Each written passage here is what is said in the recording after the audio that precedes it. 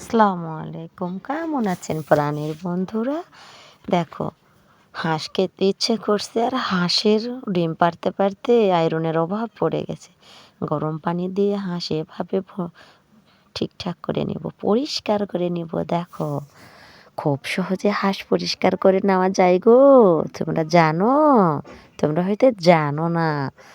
Wow! দেখো, অনেক বড় গামলা নিয়ে আমরা এভাবে পরিষ্কার করে নিচ্ছি।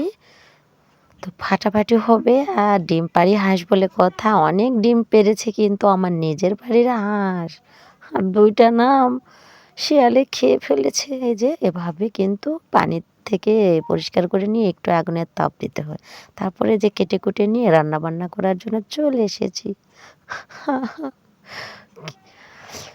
নুন, হলুদ গুঁড়ো, কাঁচামরিচ, পেঁয়াজ, রসুন কুচি, আদা কুচি, মানে রেগুলার মশলাপাতির সাথে শুরু করে অনেক অনেক পেস্ট মশলাপাতি দিয়ে রান্নাবান্না হচ্ছে।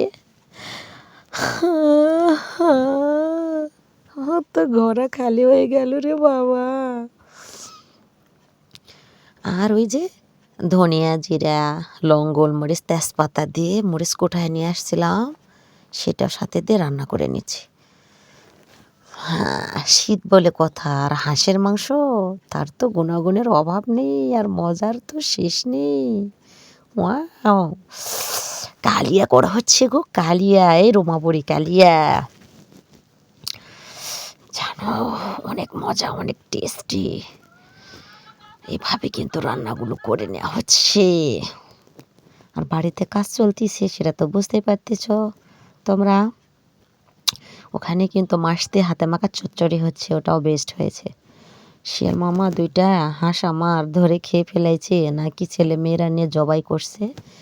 আর সাথে যদি হয় নতুন আলু, আলু দিয়েই তো কালিয়া হয়, তাই না? একটা রসুন দিয়েছি রে বাবা, খাবো বলে। তো জানি না রসুন নিয়ে তো কারাকারি হবে। সবাই তো একটা একটা করে রসুন দিয়ে খায়, আর আমি তো একটা দিয়েছি। আমাদের বাড়িতে এখন কয়জন? 4 জন মানুষ। বেশি দেওয়া লাগতো, 6 জন ছিল, 2 জন কমে গেছে। আজকে বাড়ি গেছে আমার বড় মেয়েটা। তো ফ্যামিলি মেম্বার্স, আমার আপুটাও চলে গিয়েছে, আবারও আসবে।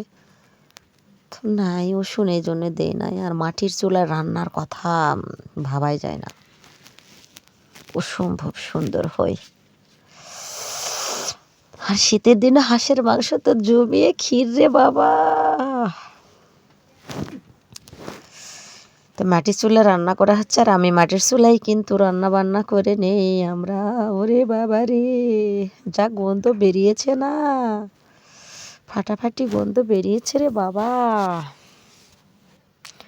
এই যে রান্না করা শেষ হয়ে গিয়েছে, কিছুটা তুলে রাখা হয়েছে, আর মজা হয়েছে না, উঠি দিয়ে খাওয়া হবে। এই জন্যে সবাই মিলে খাওয়া দাওয়া করছি। ভালো থাকবে, সুস্থ থাকবেন, আর সবাই পাশে ভালোবাসা দিয়ে রয়ে যাবে।